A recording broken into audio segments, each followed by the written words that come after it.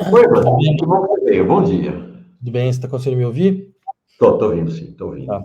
Não, só uma correção, na verdade, não é um pacote contra o Haddad, é um pacote contra a política econômica do governo, que é o preço Claro. de governo. Eu acho importante falar isso só porque, para não parecer que a coisa está sendo personalizada. É uma Ah, prática geral do governo. Quem estivesse lá estaria fazendo uma coisa muito parecida. é isso aí. Não, tem razão. Boa correção. Vladimir, Trump, eleição do Trump. Qual o seu olhar para a eleição e para as repercussões para o mundo, bom, para os Estados Unidos, para o mundo e, sobretudo, para nós aqui no Brasil? Olha, eu acho que a primeira coisa a gente deveria começar por entender quão patético foi o campo progressista atual, quão miserável foi esse governo democrata. Ao invés de começar falando sobre, afinal de contas, os defeitos dos eleitores do Trump, é tentar entender quão absurdo era a figura, sei lá, de uma candidata que era a primeira presidente negra dos Estados Unidos, forjada acima dos escombros e dos corpos de todas as milhares de crianças palestinas mortas na mais profunda indiferença. Era tudo uma contradição absoluta, assim, era impossível sustentar qualquer coisa naquele sentido. Então, acho que antes de qualquer reflexão, é importante mesmo uma reflexão sobre o que o campo progressista se tornou, quão fraco ele se tornou, quão incapaz de realmente sustentar uma política de transformação, qualquer que seja ela. Certo? Os resultados do governo Biden, costumamos falar, mas você teve bons resultados na economia, mas talvez isso mostre uma coisa, que esses números da economia já não significam mais nada. Certo? O que significa aumentar o número de empregos quando você tem uma degradação completa da qualidade do emprego? Né? Então, acho que tem questões aí mais profundas que devem ser colocadas dentro do nosso horizonte de reflexão, para além de uma tentativa quase inicial de falar bem. Agora temos tempos tristes, temos momentos difíceis e coisas dessa natureza. Sim. Acho bastante relevante e entender o movimento que foi feito, né? O movimento que a Câmara fez para tentar vencer o Trump, que é um movimento também defendido aqui ao Brasil, no Brasil por setores progressistas, não foi um movimento de uma campanha progressista ou à esquerda, ao contrário, né? O esforço da Câmara foi tentar roubar o que seria o centrão de lá, ou seja, o setor da direita tradicional dentro do Partido Republicano, que não aderiu ao Trump, puxá-lo para o Partido Democrata, né? Então, que é um movimento que aqui no Brasil está acontecendo também, né?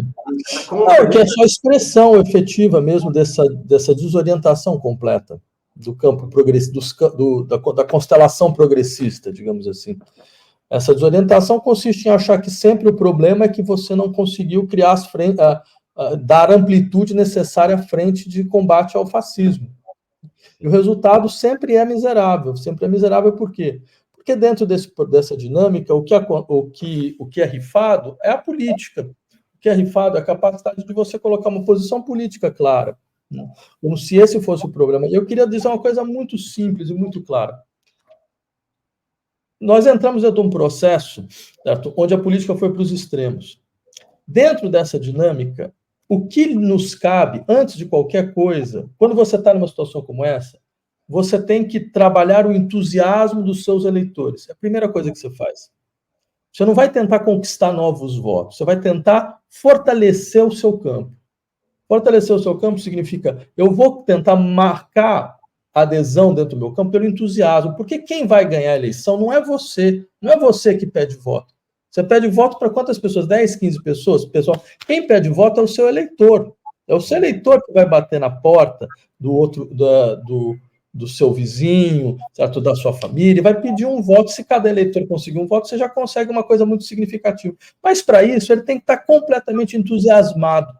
Isso falta, e o entusiasmo não é palavras de ordem, entusiasmo não é pirotecnia, não é você gastar milhões e milhões de campanhas, isso não é o entusiasmo. O entusiasmo é as pessoas se perceberem dentro de um projeto de transformação global da sociedade.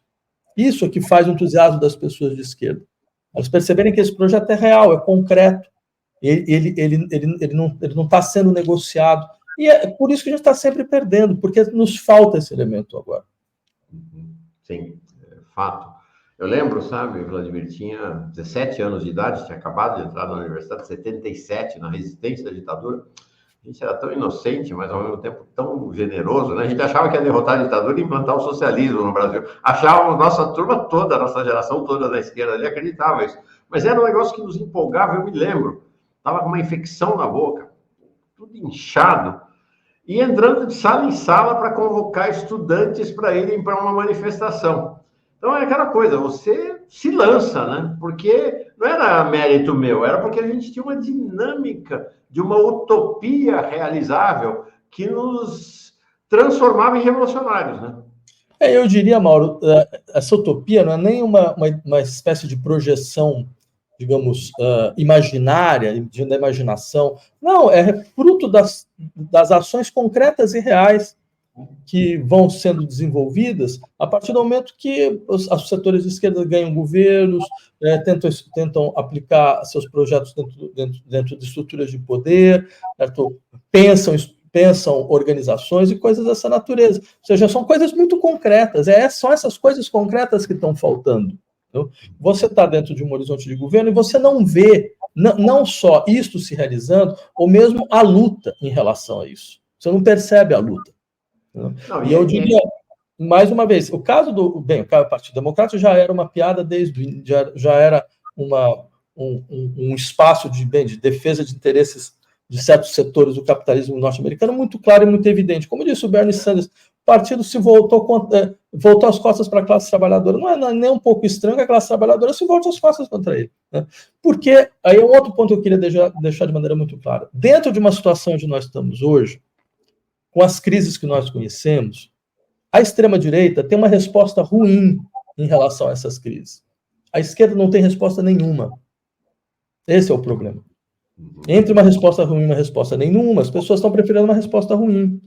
A resposta ruim da extrema-direita é: essas crises estão aqui, elas não vão passar, não tem como elas serem transformadas, o sistema é esse mesmo, e vai dar para preservar uma parte da população e outra não vai dar. Então, eu vou ter que jogar todos os imigrantes para fora mesmo, certo? Eu vou ter que impor uma lógica onde quem empreender sobrevive, o resto vai ter que cair. É isso, pronto. Bem, é uma resposta ruim, mas é uma resposta. Qual que é a resposta da esquerda? A resposta da esquerda não existe. Não tem. Você vai tentar transformar o sistema que gerou essas crises? Onde é que está esse processo de transformação? Você vai tentar humanizar esse sistema? Não tem como humanizá-lo. Então, os resultados sempre são pífios. Então, a gente fica nessa situação de não ter mais lugar. Essa que é a questão. Eu queria voltar a esse assunto, mas antes só observar, né, que tem a ver com essa ideia a dinâmica do que a gente chama de progressismo ou de esquerda, quando vai ao governo, quando tem ido ao governo, desmontar o protagonismo das pessoas. Então, aí o que aconteceu lá nos Estados Unidos e acontece aqui no Brasil, né? Eu escrevi um artigo ontem sobre esta questão, né? Sobre a derrota do Biden, né? Da dupla, né? Biden-Kamala, e aqui o cenário até para 2026.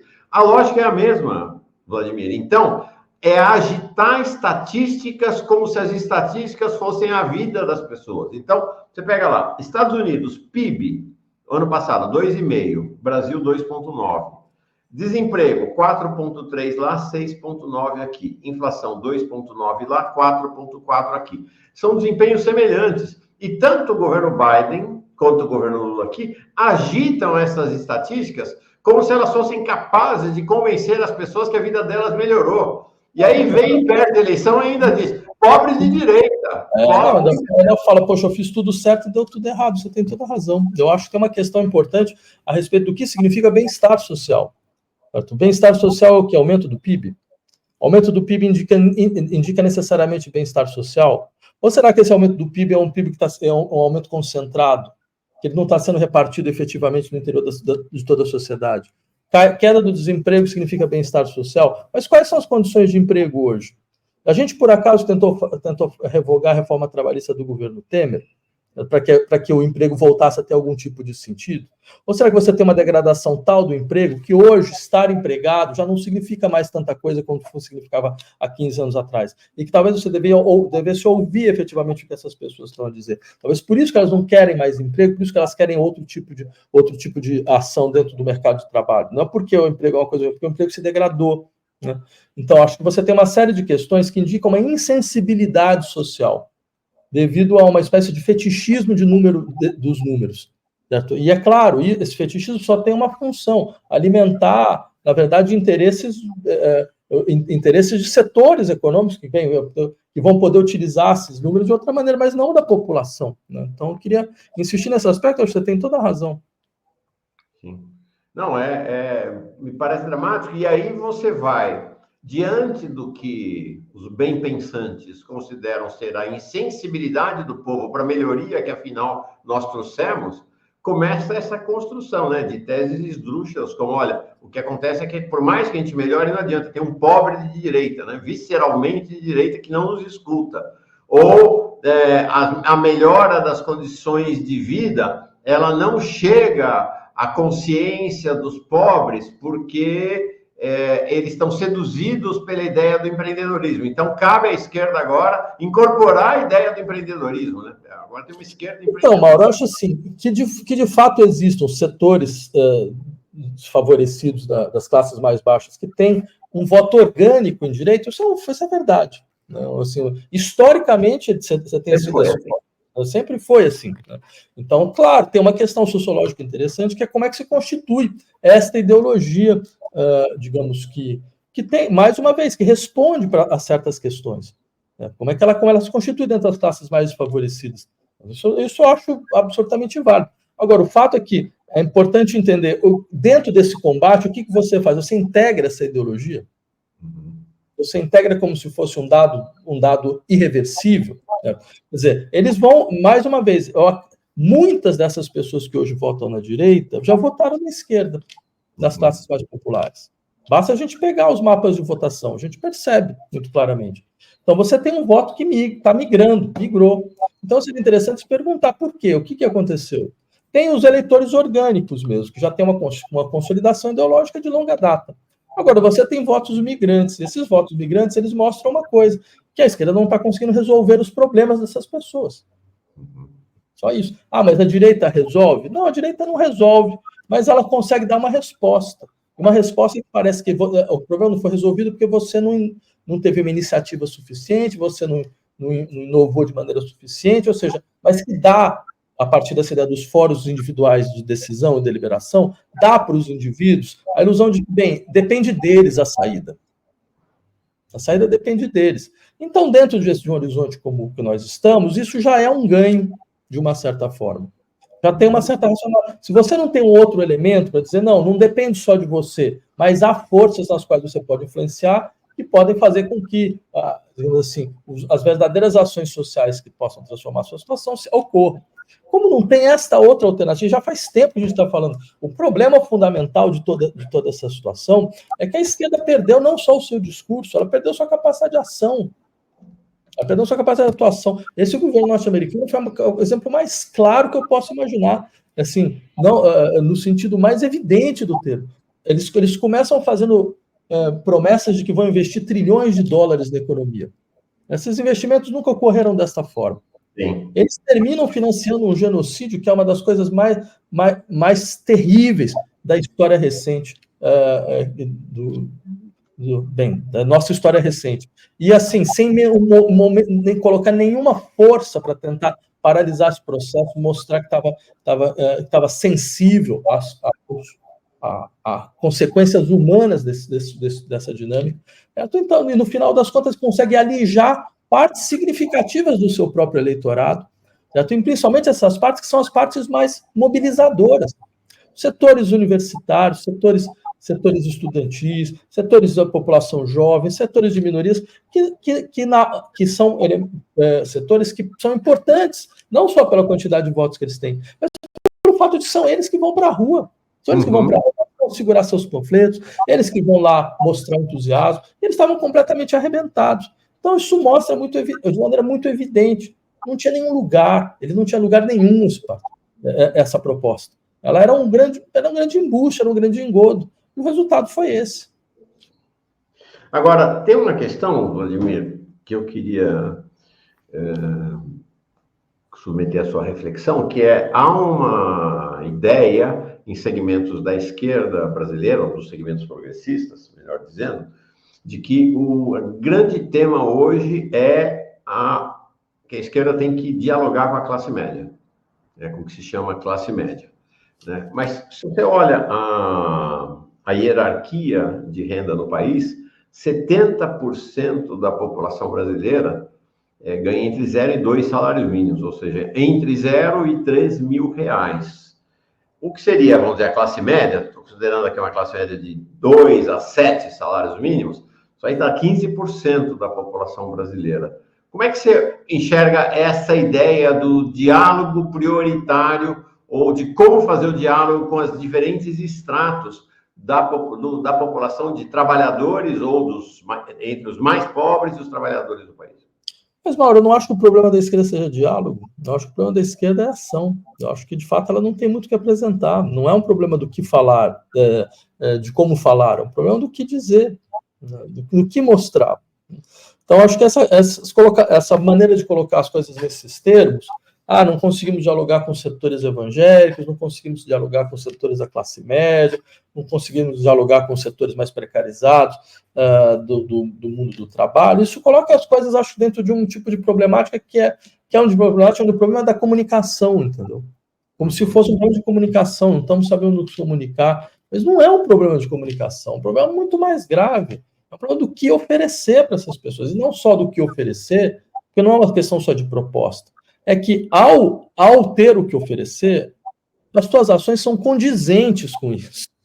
Você sinaliza à sociedade que você está lutando por isso, você quer isso. Mas a correlação de forças meio desfavoráveis. A gente já falou essa questão, acho que várias vezes nos nossos encontros. Esse argumento da correlação de forças é uma das maiores covardias que a esquerda tem. É a maneira que ela tem de tentar esconder para si mesma o fato de que ela não quer o que ela diz que quer. O que ela não quer realizar aquilo que ela diz, entendeu? Porque a gente sabe muito bem que correlação de forças é algo que muda a partir do sistema de pressões que você consegue impor. Como é que você vai... A gente já teve um governo que teve 84% de aprovação com o governo do Lula. E em momento algum a gente achou que tinha correlação de forças suficientes para aprovar uma redução da jornada de trabalho, por exemplo. Então isso mostra uma coisa completamente sem sentido. Completamente sem sentido. Mas não tem um número adequado no Congresso. Mas você apresenta projetos, esses projetos são recusados, você mobiliza as pessoas a partir disso, você politiza o processo, você não faz como fez agora, quando a gente foi tentar passar o imposto sobre grandes fortunas, na calada da noite, você não mobilizou ninguém, não teve ninguém na porta do Congresso, não tinha discussão nenhuma, não tinha mobilização de nenhuma estrutura, de nada, entendeu? Então é claro que aí fica barato recusar, entendeu? Então, acho porque isso mostra, inclusive, o desinteresse real do governo em realmente colocar uma pauta dessa como uma pauta importante. Você falou do projeto de grandes fortunas. O projeto de taxação das grandes fortunas foi apresentado pelo PSOL no bojo da regulamentação daquilo que o governo e a burguesia denominaram de reforma tributária, porque eu sempre digo que não é reforma tributária, é modernização tributária. Reforma tributária estricto sensu é aquela que redistribui a carga tributária pelas classes do país. Isso não aconteceu. Então, é uma modernização. É importante, mas é modernização. Você teve uma esquerda votando unida. Então, todo mundo votou junto. PT, PCdoB, PV, PSB, PDT, PSOL e Rede. E até relativamente poucas ausências, apenas 15 ausências nesse campo. Mas o projeto foi derrotado. E me pareceu sintomático que a liderança do governo Lula na Câmara, ao contrário da liderança dos partidos, não encaminhou o voto a favor do projeto. Liberou a bancada para votar como quisesse. Além desse outro aspecto que você falou, apareceu como um raio em céu azul o projeto. Politização, você poderia estar um mês trabalhando essa questão, você poderia estar discutindo essa questão nos seus fóruns, levando essa questão para a imprensa, pautando o debate, levando as pessoas que estão vinculadas ao seu campo a escrever sobre isso, lembrando, dia tal vai ter a votação, esteja lá, mande uma mensagem para o seu deputado, faça pressão, esse tipo de trabalho que a gente já fez algum dia.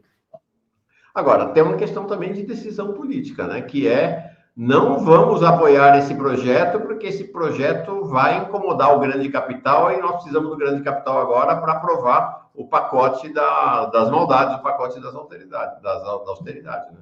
O grande capital vai ajudar vocês, querendo ou não querendo, não vai fazer a menor diferença. O que seria um programa de ações para esse momento, na sua visão? Você está falando do governo nacional, do governo federal? Esquerda. Olha, eu acho que tem algumas questões fundamentais que deveriam estar na nossa pauta. A primeira delas é a questão do trabalho mesmo. Né? Quer dizer, há uma degradação da qualidade do trabalho, uma degradação das condições de trabalho. Não tem nenhum debate sobre revogação de reforma trabalhista, sobre a gente aprovou uma PEC dos aplicativos, que foi uma das coisas mais medonhas da história da esquerda brasileira, certo? Que simplesmente legalizou uma situação de precariedade, ao invés de tentar forçar para que fosse possível produzir outras formas, digamos, de vínculo empregativo que tivessem que permitissem mais defesas da classe trabalhadora. Quer dizer, você tem questões vinculadas à participação dos trabalhadores dentro do processo decisórios de espaços de trabalho. Todas essas questões deveriam estar sendo uma pauta fundamental hoje em dia. Essas questões estão fora, estão completamente fora. Isso poderia dar, de uma maneira ou de outra, uma sinalização muito clara do tipo de ação que nós estamos, que a gente vê como ação prioritária. Já se passaram 2 anos de governo.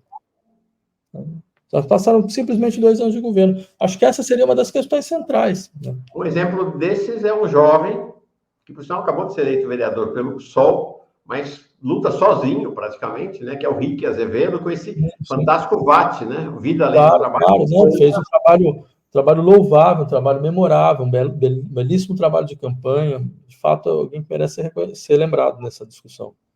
Mas aí que tá, né? O cara jogou sozinho, né? Onde estão as centrais sindicais? Onde estão os partidos? Onde está a mobilização efetiva para, de fato, transformar essa ideia de acabar com essa dinâmica de trabalho? Não, eu acho que haveriam 2 questões, a questão do trabalho e a questão do meio ambiente. Porque eu acho que a questão do meio ambiente é uma questão absolutamente central. É inacreditável que ela seja tratada dessa forma como ela é tratada. Certo? Nós temos aí um país como o Brasil que se transformou na maior fortaleza de devastação ecológica do mundo. As consequências são dramáticas, são consequências não só para a saúde pública, mas são consequências para a preservação das nossas condições mínimas de vida. Né? E nenhuma ação é feita nesse sentido, não há nenhuma política robusta nesse sentido, ao contrário. Você tem uma escolha estratégica de um setor da economia que é o responsável direto pela aceleração da devastação ecológica no Brasil, né? E que age de maneira, age sem lei, simplesmente sem lei nesse sentido. Então, acho que essa deveria ser uma das questões absolutamente centrais, porque toca em todo mundo, porque é a sua casa que cai na enchente, porque é você que não consegue mais respirar, porque, afinal de contas, tem fuligem no seu ar. Então, ao invés de politizar essa discussão, a gente faz de tudo para não fazer nada. Eu até lembraria, dizer, a gente eu faço parte de um grupo de ativistas que está lutando pela decretação do estado de emergência climático, que seria um dispositivo legal importante para fornecer ao governo os instrumentos de ação para paralisar legislações contra a natureza, para ter uma capacidade de financiamento muito mais robusta contra as catástrofes climáticas que virão, que a gente não está nem um pouco preparado, a gente vai ver uma sequência de mortes, devastação contínua. Então, acho que esse tipo de coisa era um elemento decisivo nesse momento. Eu não sei se foi você que falou, eu assisti outro dia uma conversa tua no âmbito do psolismo, vamos dizer assim, né, lá na Fundação Marielle Franco e Lauro Campos, com a Luciana Genro e o Maringoni. Acho que foi lá que eu ouvi você falar, que o orçamento para a pasta do meio ambiente de 2025 é menor que o orçamento de 2019, em pleno governo Bolsonaro. Tem uma série de indícios de que o governo não está entendendo o tamanho do problema, só isso. O que significa efetivamente o tamanho do problema? A gente teve, por exemplo, uma sequência de queimadas, as mais absurdas possíveis, o país todo entrou em queimada, não teve uma operação da Polícia Federal, uma operação queimada da Polícia Federal, pudesse prender os fazendeiros que foram responsáveis por isso, que as suas terras pudessem ter sido desapropriadas e que essa desapropriação servisse um pouco de lição para que as pessoas, para que esse setor da classe econômica brasileira entendesse muito claramente que há limites, os limites são evidentes e são claros. Você não teve nenhum tipo de mobilização efetiva, certo, para questionar o modelo produtivo que está sendo responsável direto por isso. Certo? O Rio Grande do Sul caiu água abaixo, você não tem nenhuma discussão sobre o que significa reconstruir um Estado depois daquilo, vai reconstruir do mesmo jeito, mesmo tipo de ocupação de terra, mesmo tipo de devastação ambiental. Então, se não é, quais são os grandes trabalhos nesse serviço, as grandes obras nesse sentido? Não tem nada disso em discussão, porque não é uma prioridade.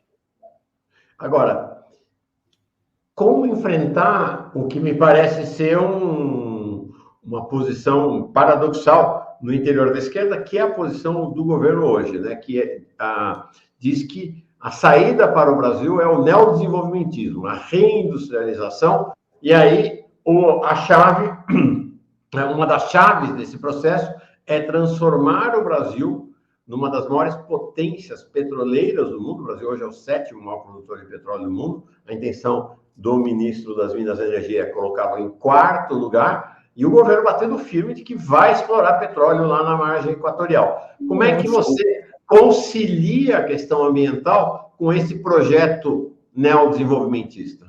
Olha, eu acho que o ser do Brasil não é o desenvolvimentista, o ser do Brasil é o socialismo de verdade, né? O ser do Brasil é outra coisa. E esse desenvolvimentismo, bem, com todos os equívocos que ele tem, com todas as associações a um setor mais esclarecido da burguesia nacional, como se fosse uma saída de desenvolvimento nacional, e mais, uma incapacidade crônica de discutir o que significa desenvolvimento. Então, acabei de lançar na minha coleção um livro que é relançar um livro do Celso Furtado, Mito do Desenvolvimento Econômico, era exatamente para discutir isso.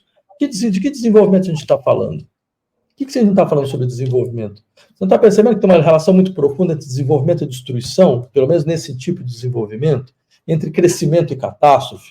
A gente está vendo isso da maneira cada vez mais evidente, e é uma incapacidade crônica de pensar, não, mas esse modelo de desenvolvimento, ele tem um custo, um preço, que é impagável, ele é simplesmente impagável.